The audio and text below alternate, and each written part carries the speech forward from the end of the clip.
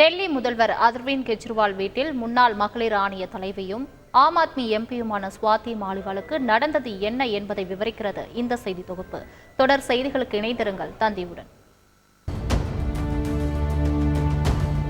ஸ்வாதி மாலிவால் டெல்லி மட்டுமல்ல, நாட்டில் எங்கு பெண்கள் குழந்தைகளுக்கு எதிரான சம்பவங்கள் நடந்தாலும் அதற்கு எதிராக அவரது குரல் ஒலிக்கும். இப்போது அவரே தான் தாக்கப்பட்டதாக காவல் நிலையம் சென்றிருக்கிறார். அதுவும் டெல்லி முதல்வர் அரவிந்த் கெஜ்ரிவால் வீட்டில். மே 13ஆம் தேதி டெல்லி முதல்வர் அரவிந்த் கெஜ்ரிவால் வீட்டில் தான் தாக்கப்பட்டதாக டெல்லி காவல்துறை கட்டுப்பாட்டு அறைக்கு தகவல் தெரிவித்தார் ஸ்வாதி.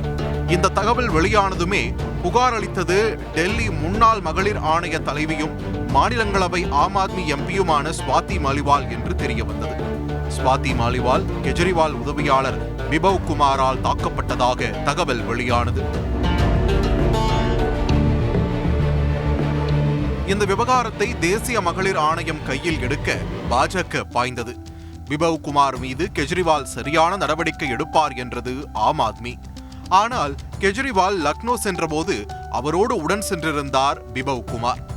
டெல்லியில் கெஜ்ரிவால் வீட்டிற்கு முன்பாக போராட்டம் நடத்தியது பாஜக.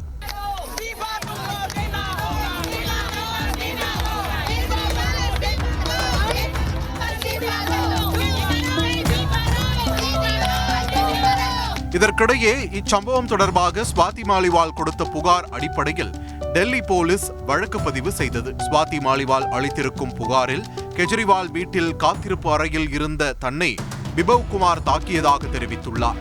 மார்பு, முகம், வயிறு மற்றும் அடிவயிற்று பகுதியில் பிபவ் குமார் தாக்கியதாக ஸ்வாதி கூறியிருக்கிறார்.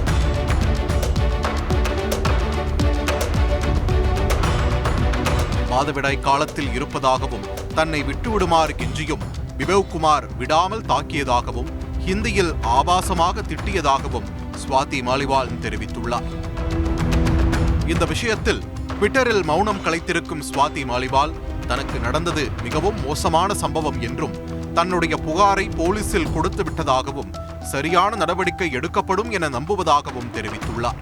பிற கட்சியினர் அட்வைஸில்தான் இப்படி செய்வதாக சொல்பவர்களை கடவுள் மகிழ்ச்சியாக வைத்திருக்கட்டும் என்று ஆதங்கத்தையும் பதிவு செய்திருக்கிறார் ஸ்வாதி மாலிவால். பிபவ் குமார் பலரிடம் தவறாக நடந்து கொண்டிருக்கிறார் என்று ஆம் ஆத்மியிலிருந்து பாஜகவுக்கு சென்ற சாஜியா இல்மியும் குற்றம் சாட்டியிருக்கிறார். அரவிந்த் கெஜ்ரிவாலுக்கு கீழ்ப்படிவதுதான் பிபவ் குமாரின் வேலை. கெஜ்ரிவால் உத்தரவில்தான் அவர் மற்றவர்களிடம் இப்படி நடந்து கொள்வார் என்றும் சாஜியா குற்றம் சாட்டியுள்ளார். டெல்லி எய்ம்ஸ் மருத்துவமனையில் மாலிவாலுக்கு மருத்துவ பரிசோதனையும் செய்யப்பட்டுள்ளது. ஸ்வாதி மாலிவால் புகார் குறித்து விசாரிக்கும் டெல்லி போலீஸ் கெஜ்ரிவால் உதவியாளர் பிபவ் குமார் வீட்டிற்கு சென்றபோது அவரை காணவில்லை.